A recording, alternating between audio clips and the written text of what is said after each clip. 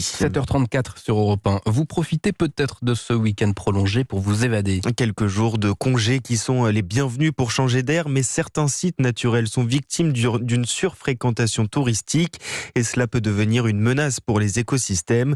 Alors instaurer un quota de visiteurs, créer une taxe d'entrée ou encore fermer complètement l'accès à un lieu, des mesures qui permettent de réguler le tourisme de masse et protéger l'environnement et la biodiversité. Mais ces restrictions sont-elles vraiment efficaces? Les explications de Chloé Lagadou. Depuis l'année dernière, pour se baigner dans les calanques de Sugiton et des pierres tombées à Marseille, il faut réserver sa place.